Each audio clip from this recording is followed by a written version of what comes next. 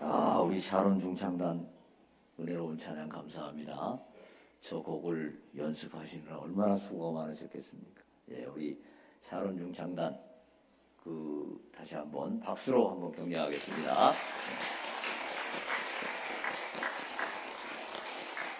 예, 오늘 귀한 성탄절입니다. 우리 아기 예수님 오신 성탄절, 우리 옆에 분들과 한번 인사하겠습니다. 예수님 오셔서 참 감사합니다. 메리 크리스마스. 아멘. 네. 오늘도 저와 함께 고백하겠습니다. 이 말씀은 하나님의 말씀입니다. 이 말씀으로 제 믿음이 강해질 것입니다. 아멘. 아멘. 우리 하나님은 전능하신 하나님이십니다. 우리 하나님께는 모든 것이 가능합니다. 그런데 우리 하나님께서는 당신의 구원 역사를 이루어 가실 때 하나님 혼자 하시는 것이 아니라 대부분 사람들과 함께 동역하시면서 당신의 구원 역사를 이루어 오십니다. 여기에 놀라운 신비가 있고 또 놀라운 감격이 있습니다. 신비는 뭐냐? 하나님께서 그 연약하고 죄 많고 말 지독하게 안 듣는 인간들과 함께 일하시는 거기에 신비가 있습니다. 하나님은 우리를 로봇으로 만들지 않으시고 우리를 존중하시고 우리와 함께 우리를 동역자로 삼으십니다. 또 감격은 뭐냐? 하나님께서, 우주의 주인이신 하나님께서 나같이 부족한 자를 하나님의 역사에 동참케 하신다는 것, 이것이 우리에겐 큰 감격입니다. 이 세상에서도 귀한 일, 좋은 일, 복된 일, 이런 것을 위해서 우리가 쓰임 받을 때 우리는 기쁘고 감격합니다. 우주의 주인이신 하나님께서 이 구원 역사를 이루어 가실 때 우리가 거기에 쓰임 받게 된다는 것, 얼마나 큰 감격입니까?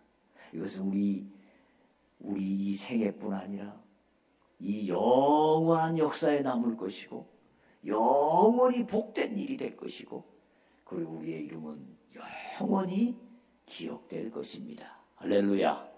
네. 그래서 우리는 쓰임 받는 것이 너무너무 귀합니다. 오늘 본문에도 보면 하나님의 구원 역사에 쓰임 받은 사람들의 모습이 나타납니다.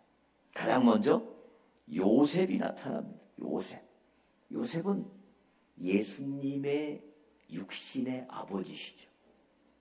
요셉이 나타나는데 이 요셉이 놀라운 믿음의 결단을 내려서 하나님의 구원 역사에 쓰임받게 됩니다.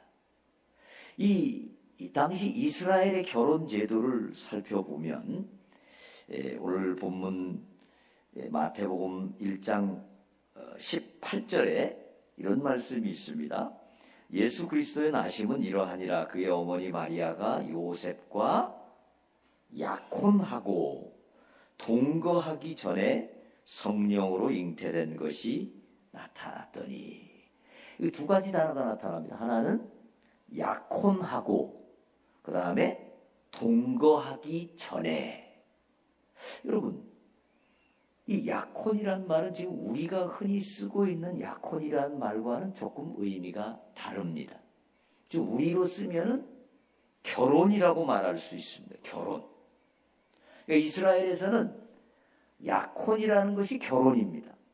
그런데 그 결혼을 하고 난 이후에 1년 정도의 시간을 두고, 최대 한 1년 정도까지 시간을 두고 그 사이에 남편 된 사람이 부인을 데려오면 그때부터 정식 결혼 생활이 시작이 되는 것입니다. 그러니까 법적으로는 언제부터가 결혼일까요? 약혼한 그게 법적으로 이스라엘에서는 정식 결혼입니다. 그리고 정식 결혼한 후에 1년 사이에 가서 부인을 데리고 오면 그때부터 정식 결혼이 되는 것이다 하는 것입니다. 그러면 이상하죠? 결혼했으면 같이 살아야지. 왜 1년이라는 세월을 두고 기다렸다가 그 후에 부인을 데려오는 것일까요? 여기에 당시 이스라엘 사람들의 놀라운 지혜가 있습니다. 1년 동안 같이 살지 않고 지켜보는 겁니다. 왜요? 그 사이에 아기가 생기면 그 아기는 자기 아기가 아닌 거예요. 그렇죠? 분명히 결혼했는데 그 사이에 내가 동침하지 않았는데 아기가 생겼다. 그러면 이건 내 아기가 아닌 거죠. 그걸 막기 위해서 1년 동안 기다려보는 겁니다. 그때는 뭐 피임약도 없고 뭐 아무것도 없으니까 어쩔 수 없이 결혼 전에 어떤 관계가 있었다는 그게 드러나게 되는 것이죠.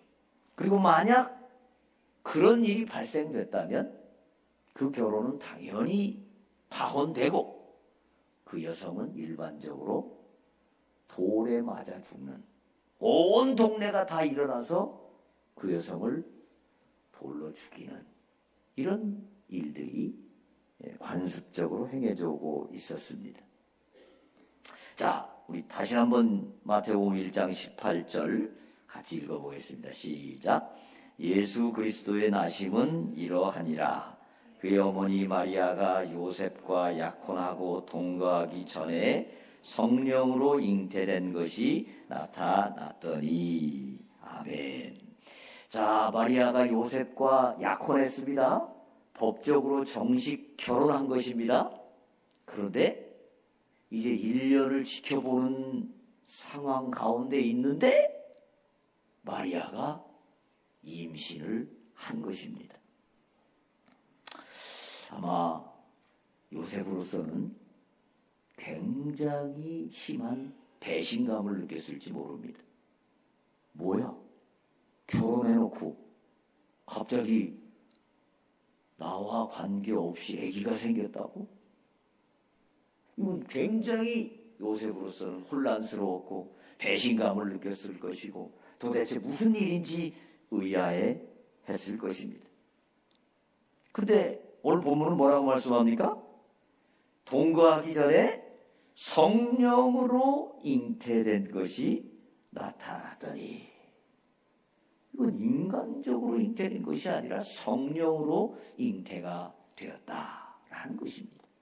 자, 이제 요셉은 몇 가지 중에 하나를 할 수 있을 겁니다. 하나는 이 여성과의 결혼을 끝내버리고 그 사실을 알려서 온 동네 사람에게 마리아가 돌에 맞아 죽는, 그렇게 할 수 있어요. 그 당시 관습으로 보면. 그런데 요셉은 아마도 굉장히 온유한 성품의 사람, 그리고 마리아를 매우 사랑했던 사람, 그리고 하나님 앞에 늘 옳게 살려고 애쓰던 사람이었던 것 같습니다. 그래서 요셉은 이 문제를 공식적으로 해결하지 않고 조용히 마리아와의 관계를 끊고자 했습니다.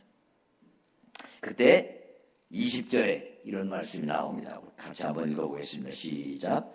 이 일을 생각할 때에 주의 사자가 현몽하여 이르되, 다윗의 자손 요셉아, 내 아내 마리아 데려오기를 무서워하지 말라. 그에게 잉태된 자는 성령으로 된 것이다. 아멘. 요셉이 이거 도대체 어떻게 해야 되지?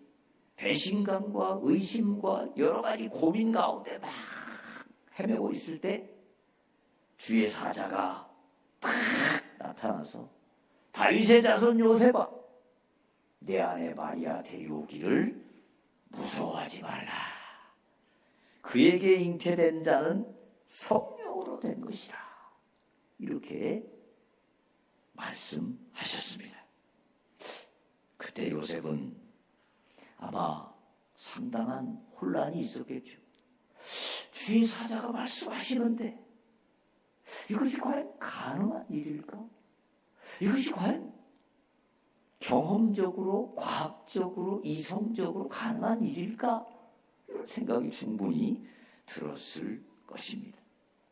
그런데 요셉은 결국 그 말씀에 순종합니다. 24절 말씀 같이 읽어보겠습니다. 시작. 요셉이 잠에서 깨어 일어나 주의 사자의 분부대로 행하여 그의 아내를 데려왔으나, 요셉은 결국 마리아에게 가서 이미 임신한 그 마리아를 자기 집에 데려왔습니다. 머리로는 이해가 되지 않지만, 자기의 경험으로는 도저히 이해가 되지 않지만, 도대체 설명할 길이 없지만 주의 사자가 말씀하시니까 그 말씀에 순종해서 마리아를 데려옵니다. 그리고 25절 말씀, 아들을 낳기까지 동침하지 아니하더니 나음의 이름을 예수라 하니라. 주의 사자가 아들을 낳기까지는 동침하지 말라 그렇게 명령하셨기 때문에 요셉은 또 그 말씀에 순종합니다. 사실 요셉으로서는 결혼했는데, 부인이 이제 같이 살게 됐는데 동침하지 않는다? 이것도 쉽지는 않았을 것입니다. 자기의 모든 욕심과 정욕을 다 참아야 하는, 절제해야 하는 그런 일이었습니다. 그럼에도 불구하고 요셉은 주의 사자가 말씀하시니까 그 말씀을 끝까지 순종했던 것입니다. 자, 이 말씀을 보면 하나님께서 성탄절이라고 하는 구세주 예수님을 보내는 이 과정에서 도대체 왜 이렇게 복잡하게 일을 하시나, 그런 생각이 들 수 있습니다. 아들 예수 보내면 되고 그냥 우리를 구원하면 되지 왜 이렇게 복잡한 일을 하셔야만 했을까? 여기에는 바로 예수님이 인류의 구원자가 되기 위해서는 두 가지 조건을 충족해야 된다. 어제도 제가 말씀드렸죠. 첫째는 예수님은 인간이어야 되고, 십자가를 짊어질 수 있는 육신을 지닌 인간이어야 되고, 또 하나는 십자가를 지고 인류의 죄를 다 사할 수 있는 그런 하나님이셔야 됩니다. 참 인간이고 참 신이어야 되는데, 이 조건을 만족하기 위해서는 이스라엘의 혼인 제도가 아주 기가 막힌 제도입니다. 자, 이스라엘의 혼인 제도는 어떻게 됐다고 그랬습니까? 약혼을 하면 법적으로는 정식으로 결혼을 한 겁니다. 법적으로. 그러면 이제 예수님은 요셉과 마리아가 혼인했을 때 정식으로 결혼을 한 것입니다. 그리고 1년 정도 기간 동안 이제 성령으로 잉태될 수 있는 시간을 갖게 되는 것입니다. 놀랍죠? 그러나 예수님은 법적으로 다윗의 자손으로 철저한 인간으로 오십니다. 또 동시에 1년이라는 시간 동안 동침하지 않기 때문에 인간의 육정을 통한 것이 아니라 성령을 통해서 성령으로 잉태되는 그 기회가 주어지는 것입니다. 하나님께서는 이스라엘의 이 놀라운 결혼 제도를 통해서 예수님을 참 인간이고 참 신이신 분으로 이 땅에 나오게 만드신 것입니다. 여기에서 사람의 도움이 필요합니다. 요셉의 순종의 결단이 필요합니다. 요셉이 만약 난 그 이해가 안 돼요. 난 그 받아들일 수 없어요. 내가 왜 임신한 여자를 데리고 삽니까? 나는 할 수 없습니다. 라고 거절했다면 물론 하나님께서는 다른 사람을 또 들어쓰셨겠죠. 어찌되었든지 간에 하나님의 구원 역사는 그 구원 역사에 순종할 사람, 헌신할 사람, 그런 동역자가 필요했다라는 것입니다. 저는 천국에 가면 만나보고 싶은 분들이 많아요. 여러분도 그렇죠. 근데 그 중에 대표적인 사람이 누구냐면 요셉입니다. 요셉한테 물어보고 싶어요. 여러분, 예수님처럼 성령으로 잉태된 사람은 이 인류 역사상 몇 명이었을까요? 딱 한 명밖에 없습니다. 그러니까 이거는 이성적으로 생각해도 이해가 안 되고, 과학적으로도 생각해도 이해가 안 되고, 경험으로 생각해도 이해가 안 될 수밖에 없습니다. 근데 요셉은 도저히 이해 안 되는 그 상황, 그리고 매우 기분 나쁠 수 있는 그 상황, 그 상황에서도 주의 사자가 말씀하시니까 그 말씀에 순종한 것입니다. 할렐루야. 그러니까 제가 요셉한테 물어보고 싶은 거죠. 요셉님, 왜 그렇게 놀라운 결단을 하셨습니까? 여러분, 믿음은요, 이해가 안 되는 것을 믿는 게 믿음이죠. 1 더하기 1은 2입니다. 믿습니까? 그렇게 할 이유가 있어요? 없어요? 없어요. 1 더하기 1은 10입니다. 그때 믿음이 필요한 거죠.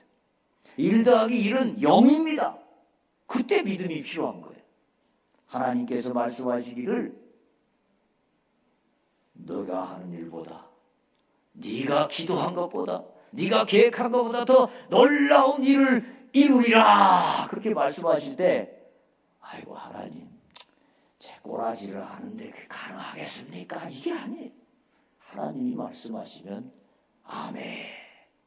내 머리로는 이해가 안 되고, 내 기분으로는 이해가 안 되고, 내 경험으로는 이해가 안 된다 할지라도 믿음으로 받아들이는 사람, 그런 사람들을 통해서 우리 하나님은 역사를 이루십니다. 할렐루야. 네, 여러분, 지난 한 해를 지나시면서 이해 안 되는 일 많이 겪으셨죠? 하나님 도대체 왜 이러실까? 왜 하나님께서 이런 일을 나에게 허락하셨을까? 이해도 안 되고, 또 신앙생활하다 보면 굉장히 자존심 상하는 때도 있었죠. 그럴 때 바로 믿음으로 그것을 이기고 주님 말씀에 순종하는 자에게, 그를 통해서 우리 하나님은 놀라운 구원 역사를 이루어 가십니다. 할렐루야. 또 오늘 본문에서 보면 성탄의 역사를 위해서 쓰임받은 또 다른 사람들을 만나게 됩니다. 바로 동방박사들입니다. 이 동방박사들은 오늘로 이야기하면 별을 보면서 세상에 돌아가는 이치를 발견하고 우주에 나아갈 방향을 연구한 그런 천문학자들이었습니다. 이들은 오늘로 이야기하면 최첨단 과학자들이었습니다. 그 당시에는 인문과학과 자연과학이 나누어지지 않은 그런 시대였기 때문에 그런 사람들이 바로 철학도 하고 과학도 하고 다 모든 것을 통합적으로 했던 그런 아주 높은 과학자들이었습니다. 그런데 이 동방이 도대체 어디냐? 학자들은 여러 가지로 많은 연구를 했습니다. 동방이 어디냐? 이거는 틀림없이 페르시아나 바벨론이나 아라비아였을 것이다, 이렇게 학자들은 추측하는데요. 특별히 이들이 어떻게 유대인의 왕이 태어날 것을 알았겠느냐? 이것은 아마도 바벨론의 포로로 잡혀갔던 유대인들로부터 그런 이야기들을 들었을 것이다. 이렇게 학자들은 추측합니다. 그래서 유대인들이 기다리던 메시아, 구원자가 올 것을 이야기를 듣고 이들이 하늘의 별을 연구하다가 드디어 그 아주 특별한 별이 나타나는 것을 보고 그들이 이제 그 별을 따라서 유대로 오게 되었다 하는 것입니다. 이 별이 어떤 별이었는가? 또 학자들은 여러 가지로 연구를 합니다. 태양계에 있는 토성과 목성이 만난 그런 어떤 현상이었다. 또는 헨리 해성과 같이 75년 주기로 돌아가는 이런 헨리 해성과 같은 해성 중에 하나였을 것이다. 해성이 막 빛이 환하게 비치면서 지구로 가까이 다가오는 때가 있잖아요. 그리고 어떤 학자들은 이것은 하나님께서 메시아를 경배하도록 하기 위해서 특별히 만드신 별이었다. 이렇게 또 보기도 합니다. 오늘 본문 9절 말씀 같이 한번 읽어보겠습니다. 시작.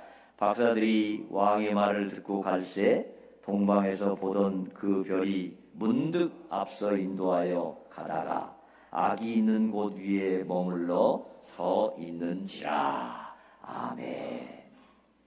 이것은 이 별이 움직이다가 가다가 서다가 또 다시 서 있다가 움직이고, 이건 하나님께서 그 목적을 위해서 특별히 만드신 별일 가능성이 매우 높다고 봅니다. 그렇죠?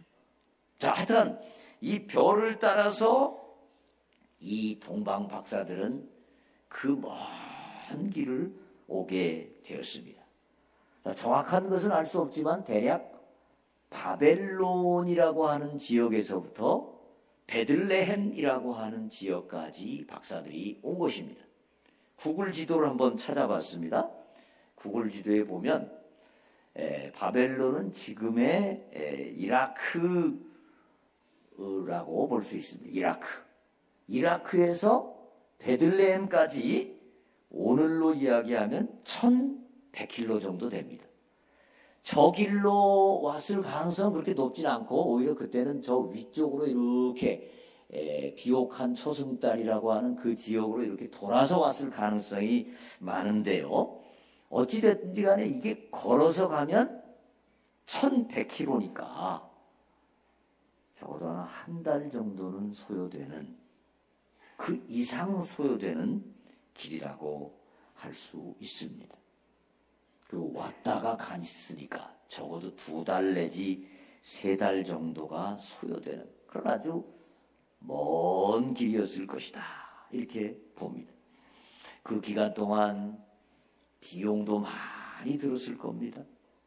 또 저 먼 길을 가는데 얼마나 강도 때, 도적 때 이런 위험한 일들도 많았겠습니까?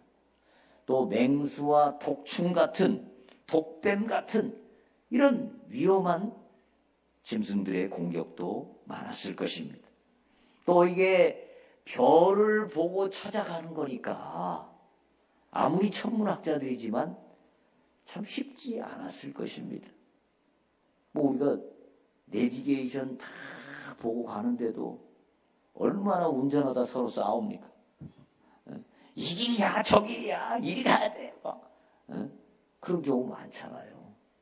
근데 뭐 별은 밤에 나타나는데 그 별을 보고 그 길을 가니 얼마나 갈등도 많았고 논쟁도 많았고 저 길로 가야 된다, 이 길로 가야 된다. 어려운 일이 많았을 것입니다. 헤매기도 많이 헤맸을 것입니다.